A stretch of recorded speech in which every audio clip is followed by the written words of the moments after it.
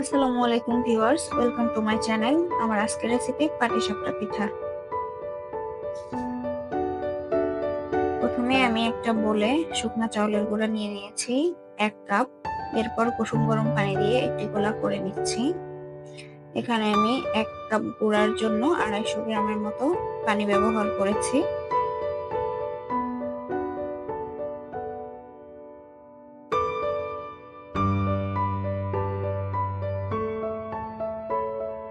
তারপর এর মধ্যে আমি দিয়ে নিলাম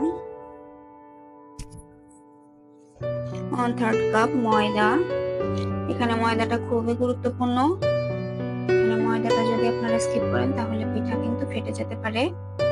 তারপর 1/2 টিস্পুন লবণ, 1/2 কাপ গুড় ও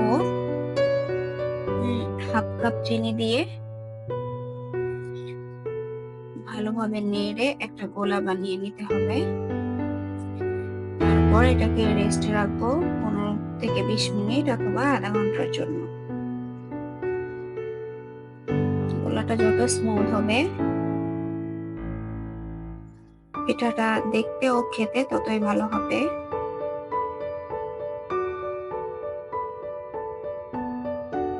1/3 কাপ পোলাও চাল আগে থেকে ভিজিয়ে ব্লেন্ডারে ব্লেন্ড করে নিয়েছি। তারপর একটা বাটিতে ঠান্ডা দুধের মধ্যে 4 টিস্পুন পাউডার মিল্ক মিশিয়ে এক সাইডে রেখে দিলাম।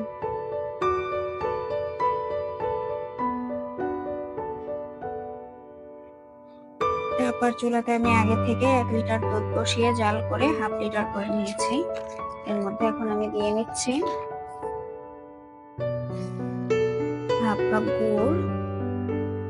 অবশ্যই পিঠার ক্ষীরের মধ্যে গুড়টা ব্যবহার করার চেষ্টা করবেন, না হলে এটা থেকে পরে পানি ছাড়ার পসিবিলিটি থাকে। পর আমি এখানে পোলা চালের মিশ্রণটা দিয়ে নিলাম। এখন আস্তে আস্তে অনবরত নাড়তে থাকতে হবে।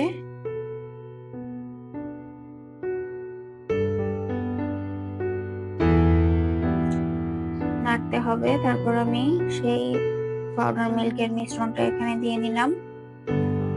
আস্তে আস্তে ফুটতে শুরু করবে, এজন্য অনবরত নেড়েই যেতে হবে, না হলে নিচে লেগে যাওয়ার সম্ভাবনা থাকে। এখানে আমার কাছে একটু মিষ্টি কম মনে হয়েছিল, আমি আর একটু সামান্য গুড় দিয়ে নিয়েছি। সামান্য একটু লবণ ব্যবহার করলাম আমি এখানে, আপনারা চাইলে লবণটা স্কিপও করতে পারেন। তারপর এটা ফুটে ওঠার পর আমি চুলা থেকে নামিয়ে নিলাম। এখন আমি আবার চুলায় চলে যাচ্ছি। একটা প্যান নিয়ে নিলাম চুলায়, তেল ব্রাশ করে নিচ্ছি।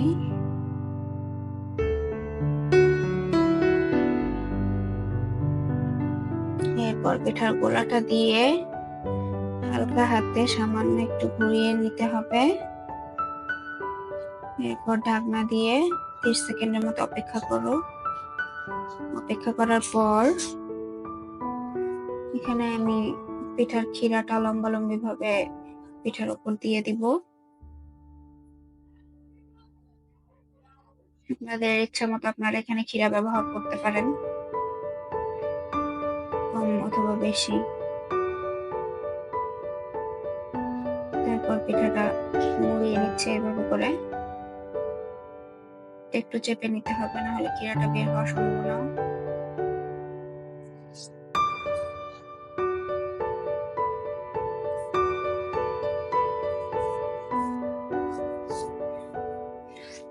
হয়ে গেল আমাদের দারুণ মজাদার ক্ষীরে ভরপুর পাটিসাপটা পিঠা। ভিডিওটি ভালো লাগলে অবশ্যই চ্যানেলটিকে সাবস্ক্রাইব করে পাশেই থাকবেন। Thank you.